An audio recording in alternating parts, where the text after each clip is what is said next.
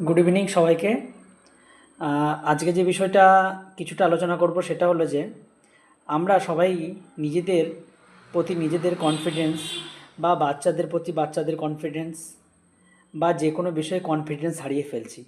তার একটা মূল কারণ আমরা নেগেটিভ জিনিস চিন্তাভাবনা বেশি করি এবং আমরা যদি বারে বারে সেটাকে রিপিট করি যে I can not do it বা আমি পারবো না, সেই বিষয়টি আমাদের মস্তিষ্ক অর্থাৎ মাথায় কিন্তু খুব তাড়াতাড়ি ক্যাচ হয় এবং নেগেটিভ চিন্তাধারার জন্যই কনফিডেন্স লেভেল হারিয়ে যায়।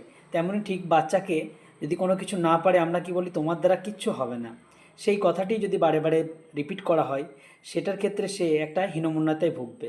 তাই নিজের এবং বাচ্চাদের এবং সকলের পরিবেশ ঠিক রাখতে এবং সমস্ত কিছু ঠিকঠাক করতে একটাই উপায়, যে পজিটিভিটি জানা, অর্থাৎ আই ক্যান ডু ইট, আমিও পারবো, বা বাচ্চার ক্ষেত্রে বলবো তুমিও পারবে।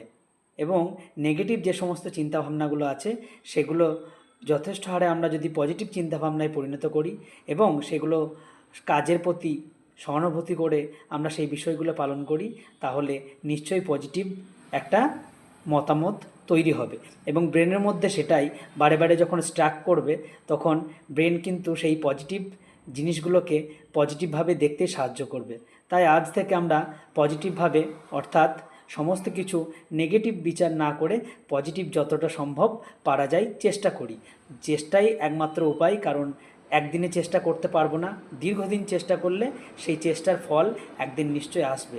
তাই সমস্ত পরিবেশ দূষণ মুক্ত করতে এবং অন্যান্য চিন্তাভাবনা মুক্ত করতে আমাদেরকে পজিটিভ চিন্তাভাবনাই একমাত্র উপায়। ধন্যবাদ সবাইকে।